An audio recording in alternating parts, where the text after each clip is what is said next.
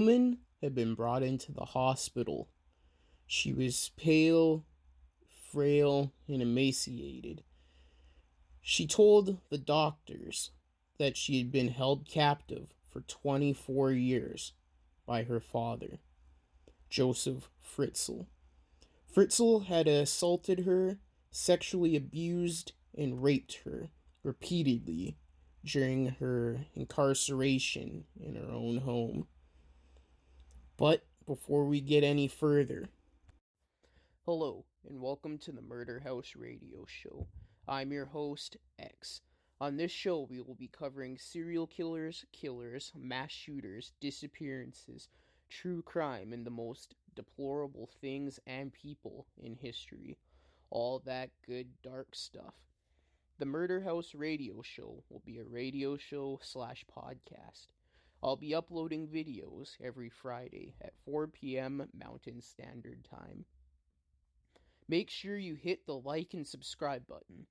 Once you hit the subscribe button, hit the bell notification button and select all to get all notifications if you are viewing on YouTube. Hit the follow button if you're listening on a podcasting platform. So sit down, get comfortable, grab some coffee or whatever your preferred beverage is, turn off the lights, and enjoy the show. In 2008, a woman named Elizabeth Fritzl, who was born April 6, 1966, told police in the town of Amstetten, Lower Austria, that she had been held captive for 24 years by her father. During this time, the father had assaulted her physically and sexually, and also raped her repeatedly during the 24-year imprisonment inside a concealed area in the cellar of the family home. During the course of her imprisonment, these assaults led to the birth of 7 children. 3 of them remained with Elizabeth in captivity. 1 died shortly after it was born and was cremated by Fritzl, and the other 3 were brought up to the Fritzl residence and looked after by Fritzl and the wife. The charges laid against Joseph Fritzl were suspicion of rape, false imprisonment, manslaughter by neglect, and incest. In March 2009, he pled guilty to all counts and was sentenced to life in prison. The monster in question, Joseph Fritzl, was born April 9th, 1935 in Amstetten, Lower Austria. In 1956, at the age of 21, he married 17-year-old Rosemary, his wife, and Elizabeth Fritzl's mother. She was born September 23rd, 1939, with whom he had 3 sons and 4 daughters, including Elizabeth. It is reported that Fritzl began sexually abusing Elizabeth in 1977, when she was only 11 years old. After completing compulsory education at the age of 15, Elizabeth started a course to become a waitress. In January 1983, she ran away from home and went into hiding in Vienna with her friend from work. She was found by police within 3 weeks and returned home to her parents in Amstetten. She rejoined her waitress course, finished it in mid-1984, and was offered a job in nearby Linz.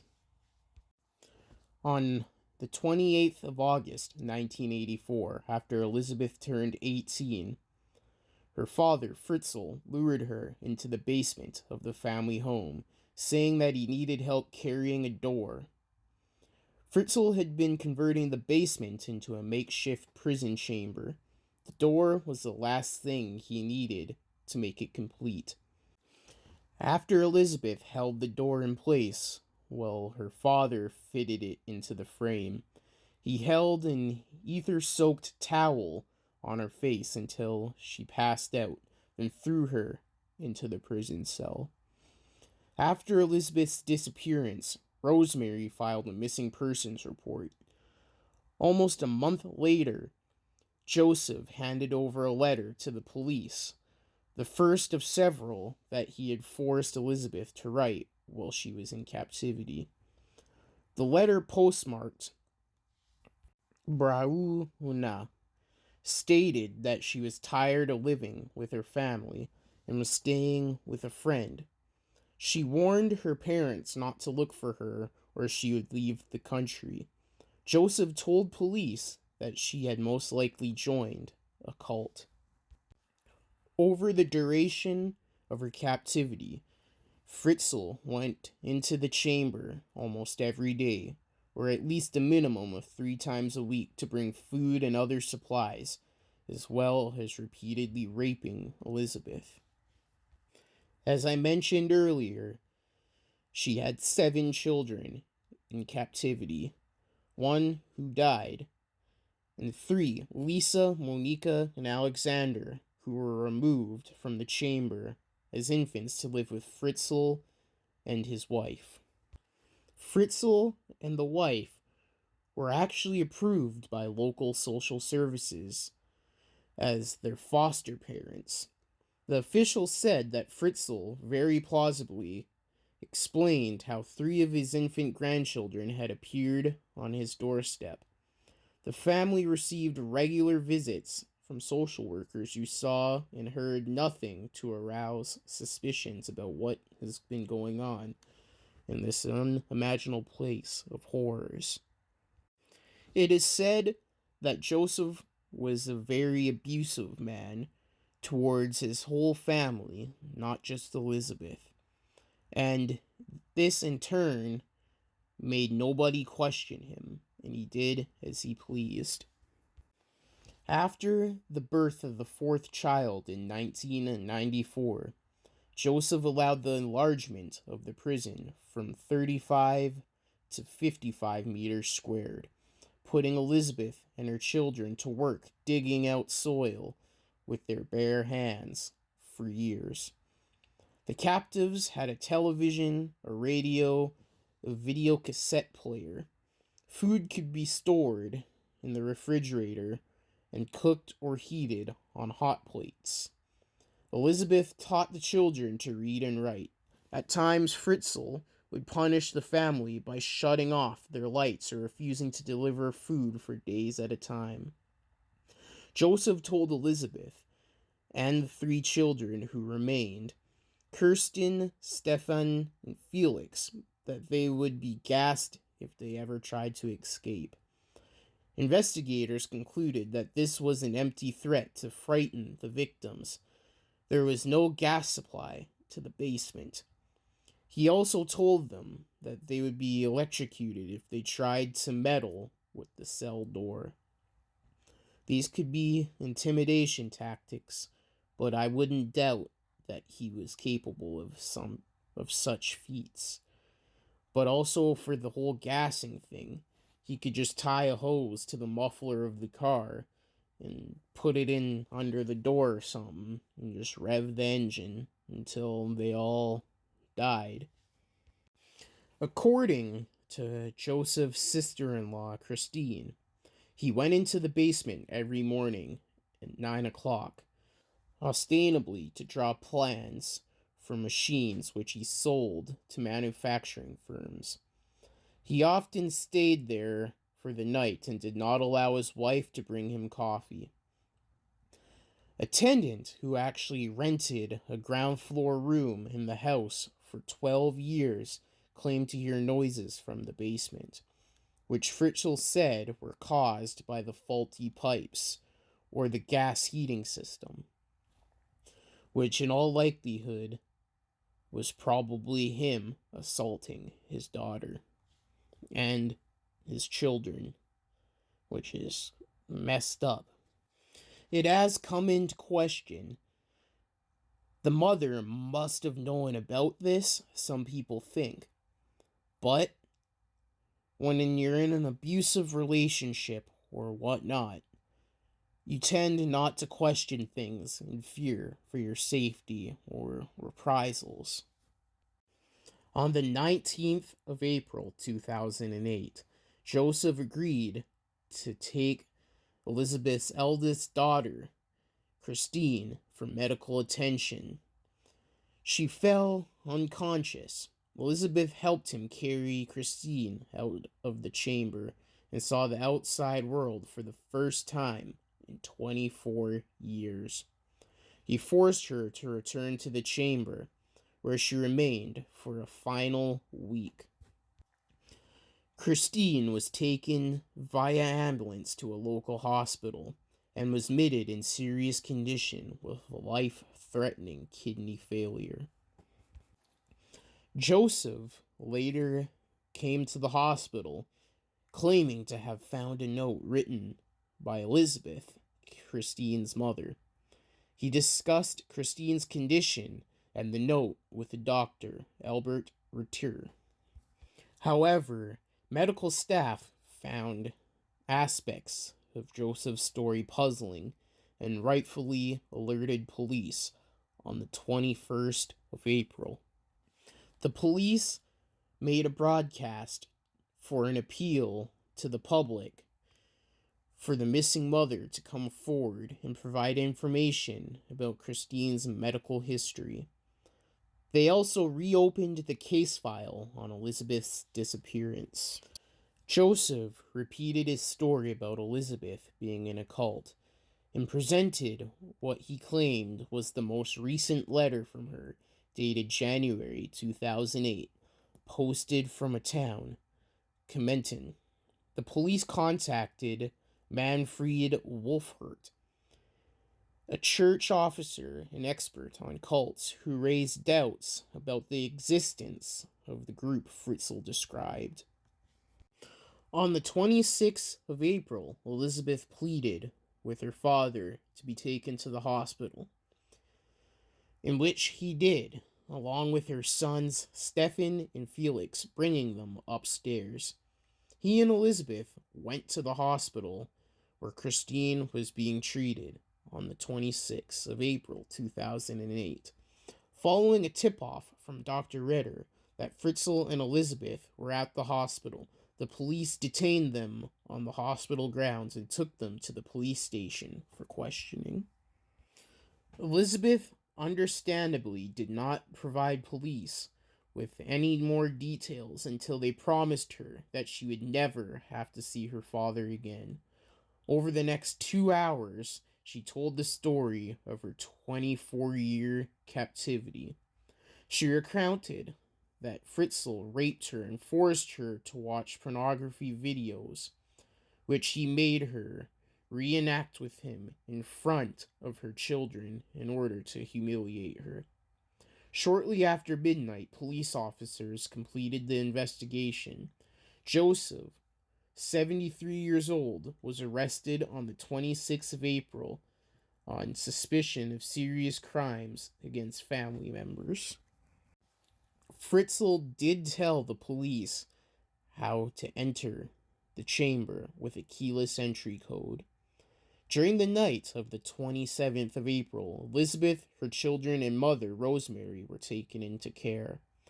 The mother, Rosemary, was unaware of what had been happening all those years. On the 29th of April, it was announced that DNA evidence confirmed Fritzl as the father of his daughter's children.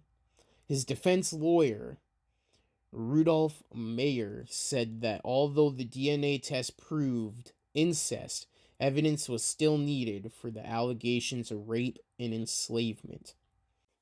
On the May 1st Daily Press Conference, Austrian police said that Fritzl had forced Elizabeth to write a letter the previous year indicating that he may have been planning to release her and the children. The letter stated that she wanted to come home, but it's not yet possible. Police believed Fritzl was planning to pretend to have rescued his daughter from her ferocious cult. Police spokesman Franz Ploser said police planned to interview at least 100 people who had lived as tenants in the Fritzl apartment building in the last 24 years.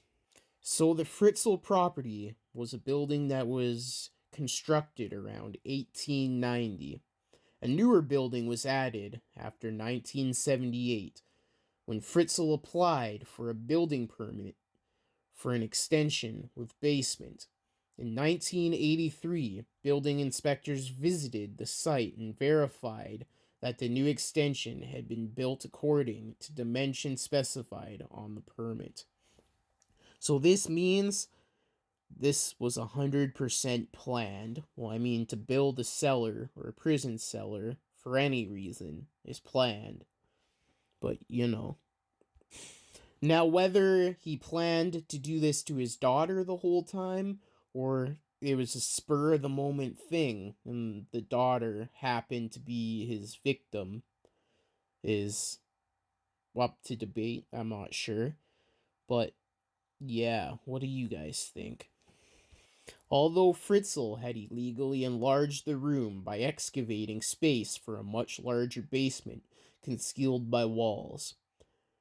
In about 1981 or 1982, according to his statement, Fritzl started turning this hidden cellar into a prison cell and installed a wash basin, a toilet, bed, hot plate, and refrigerator.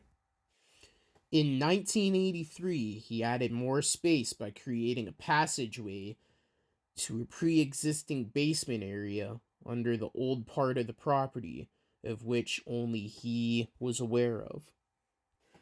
So, you may be thinking, was this his first crime? It was not. In 1967, Joseph broke into the Lynn's home of 24-year-old nurse while her husband was away and raped her while holding a knife to her throat, threatening to kill her if she screamed. According to an annual report of 1967 and a press release of the same year, he was also named as a suspect in the case of attempted rape of a 21-year-old woman and was known for indecent exposure. He was also arrested and served 12 months of an 18-month prison sentence. In accordance with Austrian law, his criminal record was expunged after 15 years. As a result, more than 25 years later, he applied to adopt and or foster Elizabeth's children. So that's a flaw in their system right there. If after the record's expunged, they can adopt children and do who knows what else. That's a red flag. But the local social services authorities did not discover his criminal record. Big red flag. But yes, his past was checkered. It was checkered indeed. But anyway, one day of his trial, Fritzl entered the courtroom attempting to hide his face from cameras behind a blue folder, which he was entitled to do under Austrian law. Fritzl pled guilty to all charges, with the exception of murder and grievous assault by threatening to gas his captives if they disobeyed him. On the first day of testimonies, jurors watched an 11-hour video of testimony recorded by Elizabeth in sessions with police and psychiatrists in July 2008. The tape was so harrowing that 8 jurors did not watch more than 2 hours of the tape at a time. 4 replacement jurors were on standby to replace any of the regular jurors in case they could not bear to hear any more of the evidence. Elizabeth's older brother, Harold, also testified and said that he was physically abused by Joseph as a child. Joseph's wife, Rosemary, and Elizabeth's children refused to testify. On the 18th of March 2009, Elizabeth attended the second day of the criminal trial against her abuser. in preparation for a book she wrote about her ordeal. However, she did not plan to see her father again. Fritzl's attorney, Rudolf Mayer, confirmed that she had been in the visitors' gallery in disguise at the time the video testimony was played. Joseph recognized that Elizabeth was in the courtroom, and from this point on, you could see Joseph going pale and he broke down, Mayer said. It was a meeting of the eyes that changed his mind. The next day, Fritzl began the proceedings by approaching the judge and changing his pleas to guilty on all charges. On the 19th of March 2009, Fritzl was sentenced to life in prison without the possibility of parole for 15 years. There should be no possibility of parole. He should be put down or kept in solitary for the rest of his life. He said that he accepted the sentence and would not appeal. Fritzl is currently serving out his sentence in Dresden Abbey, a former monastery in Upper Austria that has been converted into a prison. But yeah, that is the case of Joseph Fritzl. Every time I hear this case or read this case or what it may be, I always grimace. This is one of the most disturbing cases I have ever covered or heard, in matter of fact. But yeah. What are your thoughts? Have you heard of this one? Let me know down in the comments below. So yeah, that is the case of Joseph Fritzl. Thank you for listening to this episode on the Murder House Radio Show. I hope you have a good rest of your Friday, or whenever you're listening to this. Check out the social medias and the sources in the description below. Make sure you like and subscribe, and hit the bell notification and select all to get all notifications if you are viewing on YouTube. And hit follow if you're listening on a podcasting platform. But see you on the next episode.